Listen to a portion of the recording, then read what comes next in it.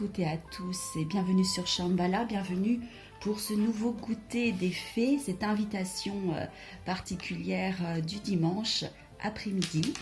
Voilà, aujourd'hui, c'était très simple, c'est goûter version un peu thé, puisque je vous ai fait des palets de dames, bon, qui ne sont pas très réussis à mon goût, en fait, pas autant que d'habitude. Et je préciserai d'ailleurs dans la recette que vous aurez en bas, dans la barre d'infos, donc la raison pour laquelle je pense qu'elles ne sont pas aussi superbes, même s'ils sont aussi goûteux qu'auparavant, que les autres fois. Et je vous ai fait aussi un petit thé, c'est un thé, c'est plutôt une tisane en fait, ce sont des thés, c'est yogi thé. Pour ne pas les citer, et aujourd'hui c'était un thé vert matcha citron. Voilà. En ce moment je suis bien dans les énergies vertes, donc du coup j'utilise beaucoup, je mange des produits verts, je bois des produits verts, je me baigne dans des produits verts, oui, oui, des bains aux algues et tout, enfin bref. Et donc j'adore ces petits thés parce que ces yogi thés ont, comme certains aussi, c'est pas la seule marque, mais ils délivrent des petits messages en fait. À chaque sachet que vous prenez, vous avez droit à un petit message de réconfort ou de conseil, de sagesse en tout cas, et qui permettent de bien commencer la journée ou bien finir la journée, peu importe à quelle heure vous prenez le thé. Et donc, j'espère que vous avez pu profiter du message du jour, voilà, comme moi. Bon, alors, attaquons-nous tout de suite au message des fées. Alors, nous avons eu pour ce dimanche 3 petites fées qui m'ont, qui m'ont interpellée dans le sens où tout de suite j'ai pensé à un conte de fées que vous connaissez peut-être, c'est La Belle et la Bête. Parce que, comme vous pouvez le voir, la fée de l'oracle des fées, La Belle et la Bête, est sortie. Voilà, magnifique carte que j'adore. De toute façon, j'adore ce jeu. Je trouve les illustrations superbes et en plus, elles parlent très très bien. En tout cas, avec mes énergies, ça fonctionne très très bien. Et donc, La Belle et la Bête. Et donc la deuxième qui a suivi, eh bien c'était Dans les bois. Alors bien sûr, ça peut faire référence à plusieurs contes si on veut se rattacher à un conte de fées, mais tout de suite pour les personnes qui connaissent l'histoire de La Belle et la Bête et qui ont vu plusieurs versions filmées de ce conte. Il y a un passage où elle se retrouve dans les bois, pas seulement elle évidemment, mais elle aussi, et ça m'a fait vraiment penser à ça, et je me suis dit tout de suite, ça y est, c'est la continuité, c'est vraiment comme dans le conte, et tout de suite d'autres, des images me sont venues, et je vais vous dire tout ça. Alors, et la troisième carte, c'est son refuge favori. Son refuge favori qui va parler de prendre quelques instants pour soi, de se ressourcer dans un endroit, un espace qui est dédié à la méditation, dédié au ressourcement, un espace physique, mais aussi un espace intérieur, bien évidemment. Et là, celle-ci est tombée retournée. Alors, je ne vous ai pas fait la présentation. Dans les bois, là, elle nous parle de zone de transition. Ça nous parle de zone de transition, d'incertitude. Voilà. Après, moi, je l'ai ressenti comme zone de transition, effectivement, mais une zone de transition dynamique. Je vais vous expliquer tout ça. Et La Belle et la Bête, ça nous parle évidemment d'amour inconditionnel. Je dis évidemment oui, si, quand même. Toujours en référence. Non, j'y arrive pas. J'ai des nouveaux petits plots magnifiques. Voilà, pour tenir les cartes. Des petits rondins de bois, là. Qui sont très très bien. J'adore. Et bon, alors.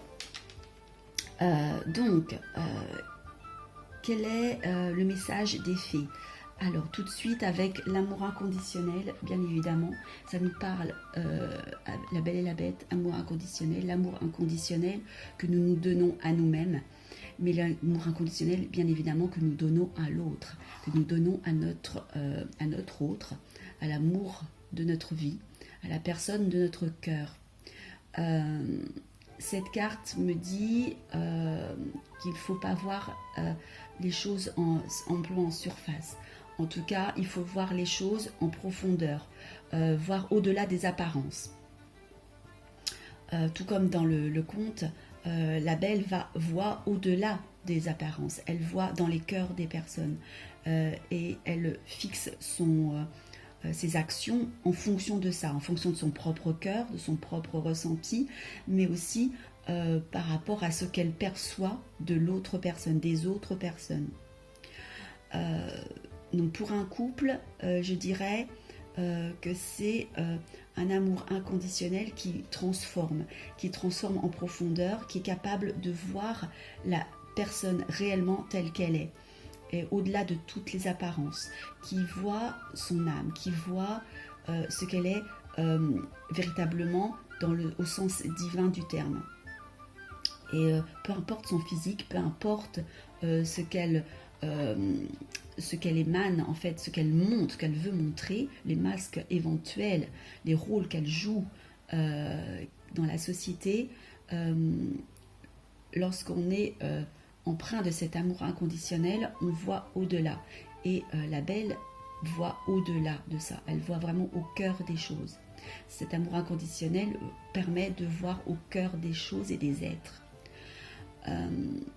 Et donc du coup, cette belle,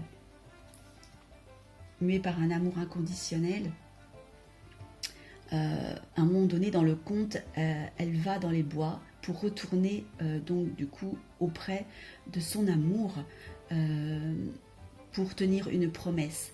Alors là, je vois une fée qui avance dans les bois, bien évidemment, donc zone de transition, mais qui a encore un regard en arrière.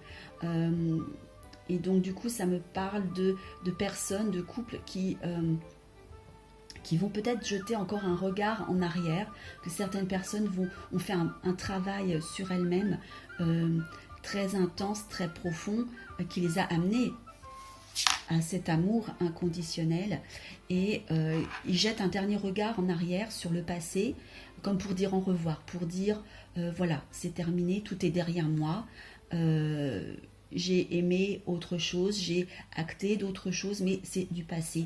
Je vais vers l'avenir, je traverse ce bois, je traverse ces zones plus ou moins ombragées pour aller vers la lumière, car au sortir de ce bois, il y aura la lumière, il y aura les retrouvailles avec cet amour inconditionnel. C'est une promesse tenue. Voilà, c'est une promesse tenue à elle-même, une promesse tenue donc envers elle-même, envers l'amour inconditionnel qu'elle se porte, et aussi envers l'autre, envers l'amour qu'elle éprouve pour l'autre personne. Avant de continuer le message avec cette troisième carte, j'ai aussi perçu autre chose, c'est-à-dire que cet amour inconditionnel pour les personnes qui ne sont pas en couple et qui vont peut-être l'être bientôt, parce que ça peut être aussi une annonce aussi de rencontre, parce que souvenez-vous, dans La Belle et la Bête, la belle ne sait pas qu'elle va rencontrer l'amour, elle est déjà muée par un amour inconditionnel de sa famille et des autres. Elle est vraiment déjà dans cet état d'amour d'elle-même et des autres. Donc, elle ne sait pas encore qu'elle va rencontrer l'amour, l'âme sœur au sens du couple, mais elle a le cœur ouvert à cela. Et elle rencontre une personne, bon, voilà, comme vous le savez, qui a des apparences frustres, bestiales, mais elle voit au-delà. Et donc, cette jeune personne, cette belle, ça peut être chacun d'entre nous, cette belle et la bête, c'est aussi pour les personnes qui ne seraient pas en couple, même celles qui sont en couple d'ailleurs, parce que de toute façon, je pense que tout est lié et tout va de pair et tout s'enchaîne bien. Lorsqu'on est en état d'amour inconditionnel avec soi, cela veut dire que l'on a réconcilié la belle, qui est la partie divine de notre personne, avec la partie, la bête, qui est la partie physique, la partie humaine, la partie matérielle de notre personne. Elles sont unifiées, elles sont harmonisées par justement cet amour, cette compréhension de l'une de l'autre. Elles ne sont pas l'ennemi l'une de l'autre, même si au départ il y a un duel, il y a des batailles intérieures, tout comme il y a des batailles et des confrontations dans l'histoire de la Belle et la Bête. Au départ, dans le couple, ils ne sont pas d'accord, ils ne se comprennent pas, ils sont un peu opposés, ils s'opposent, en tout cas il y a des résistances. Mais au fur et à mesure que le temps passe, au fur et à mesure qu'il y a un travail de fait, qu'il y a une connaissance d'eux-mêmes, une connaissance de soi-même, on s'apprivoise. Tout comme la belle a apprivoisé la bête et conquis son amour, il lui a donné son amour, notre partie divine fait un effort pour comprendre notre partie physique, notre partie humaine, notre partie animale, j'ai envie de dire, et vice-versa. Et donc il y a cette rencontre entre les deux, et à un moment donné, l'amour inconditionnel naît et grandit et permet à ces deux parties de s'unir et de vivre en pleine harmonie, en plein équilibre. Cela me fait penser aussi aux deux énergies, yin et yang, de toute chose, de tout être. Mais vraiment, en premier lieu, ça m'avait vraiment pensé au couple et aussi cette partie divine qui est reliée à cette partie charnelle et qui s'harmonise pour resplendir de beauté et s'illuminer elle-même, illuminer aussi son entourage. Et c'est parce qu'elle s'illumine qu'elle va rencontrer l'amour aussi des autres et qu'elle part en chemin vers son amour plus matériel, son amour qui est terrestre, en fait, un amour incarné.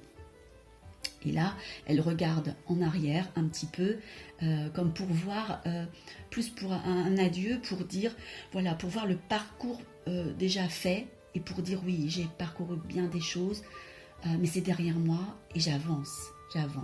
Je n'ai pas d'inquiétude parce que j'ai en moi cette lumière de cet amour inconditionnel. Je suis en harmonie, en équilibre avec moi-même, et donc je n'ai pas peur, malgré les incertitudes, malgré le fait que c'est c'est une faute de français que je faisais beaucoup dans mon jeune temps et on me reprenait, donc je me reprends moi-même, voilà. Donc bien que c'est une zone de transition, bien qu'il y ait des incertitudes, des zones d'ombre, entre guillemets, en fait, des choses qui ne sont pas encore dévoilées, elle y va parce que cet amour inconditionnel la guide, cet amour inconditionnel lui donne le sentiment, la foi profonde que tout va bien, que tout ira bien et qu'elle est sur le bon chemin. Voilà, quoi qu'il arrive. Et j'en arrive à cette troisième carte qui nous parle d'introspection, qui nous parle de retrait. Je vous la montre à l'endroit parce que c'est plus plaisant pour tout le monde, pour vous. Mais pensez qu'elle est tout de même tombée à l'envers.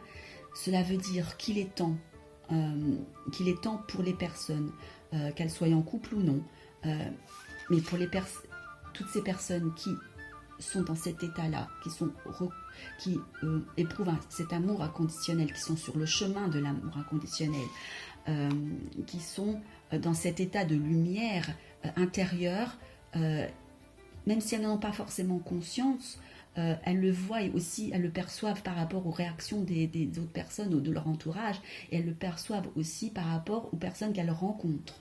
Parce que, étant donné que vous avez cette lumière intérieure qui se reflète à l'extérieur, forcément, vous allez attirer et rencontrer des personnes avec la même lumière. Pas seulement, bien sûr, mais vous allez en rencontrer de plus en plus.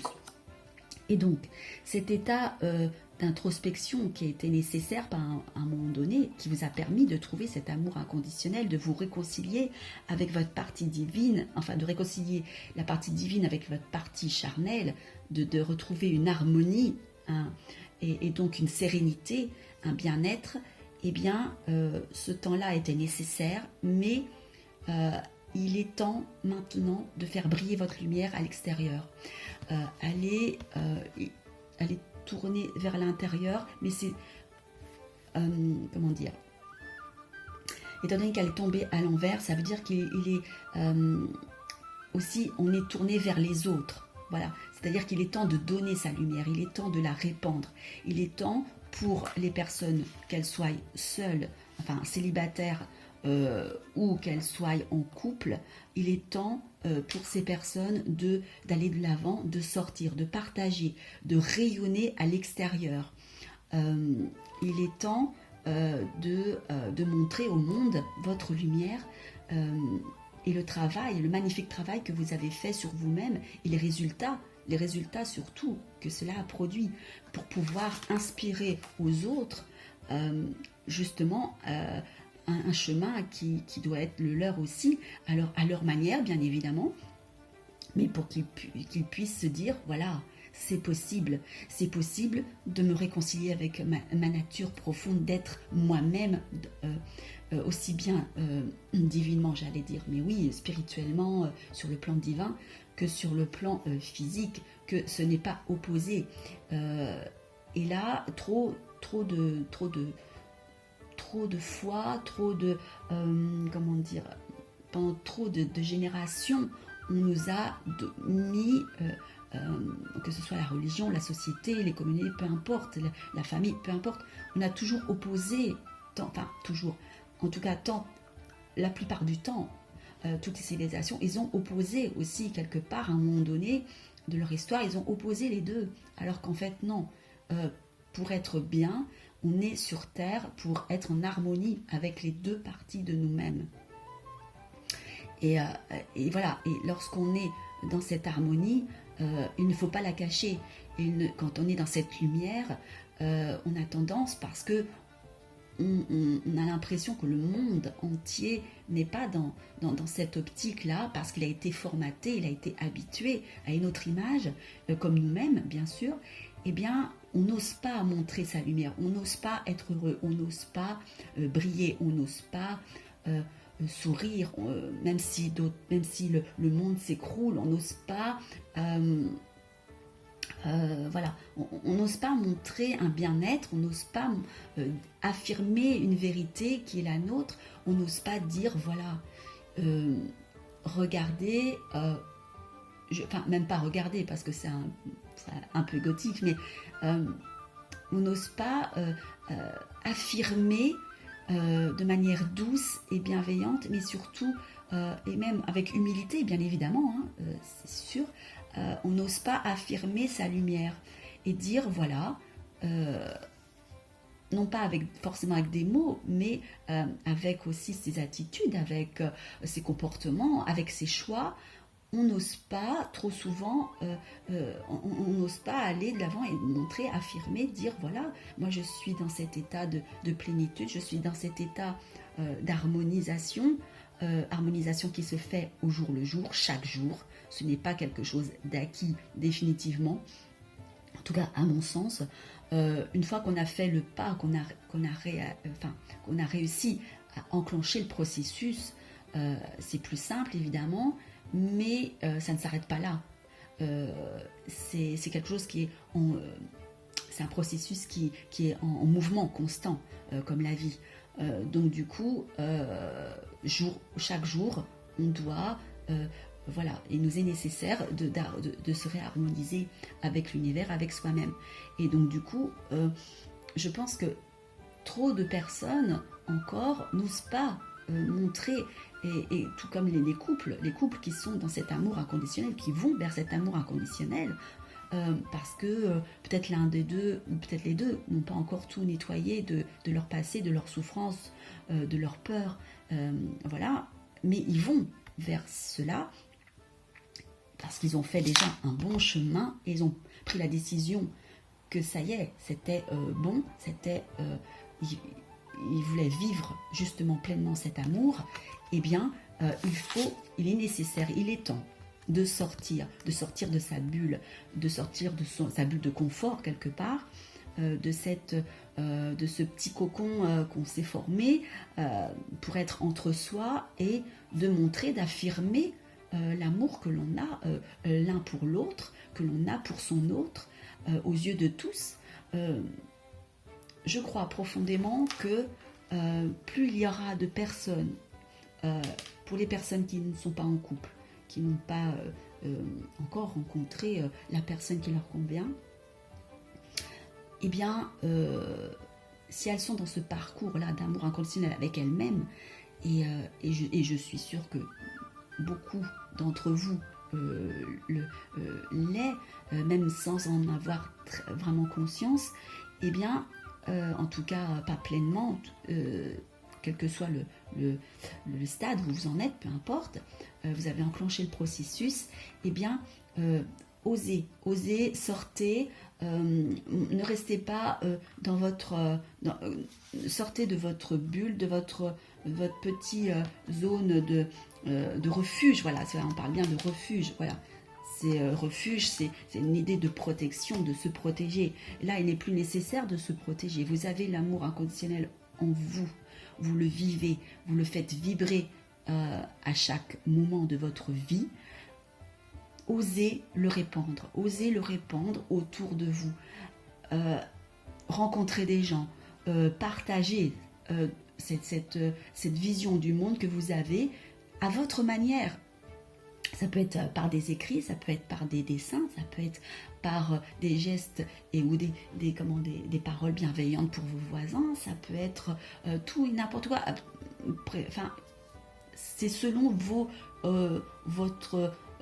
goûts, selon ce que vous ressentez à l'intérieur, c'est selon ce qui vous attire aussi. Voilà, c'est selon ce qui vous parle.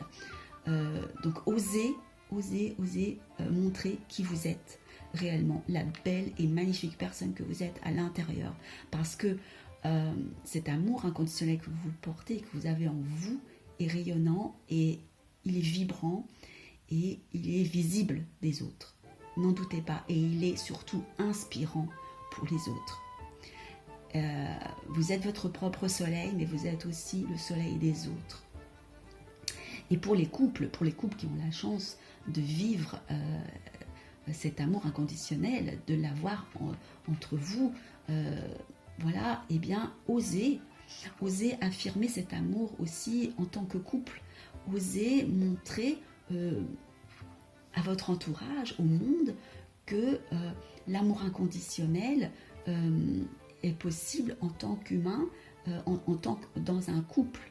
Voilà, que c'est là, oser montrer toute la beauté de l'amour, de l'amour dans un couple, qui existe dans un couple, qui est animé par cet amour inconditionnel. Voilà.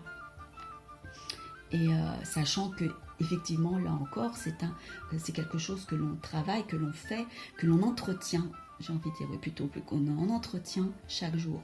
Ça, c'est primordial.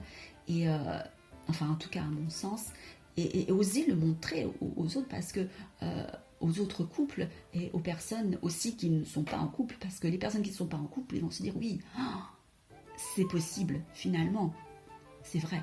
Et ce n'est pas, et plus il y aura de couples qui vont montrer cette possibilité d'amour réel, d'amour puissant, d'amour lumineux dans un couple, et tout ce que cela peut engendrer de bon, eh bien, plus ça va donner l'inspiration et l'espoir aussi aux personnes qui n'y croient plus vraiment, ou qui sont en attente, ou qui ont été fortement déçues, et qui n'osent même plus faire un travail de guérison, parce qu'ils se disent à quoi bon.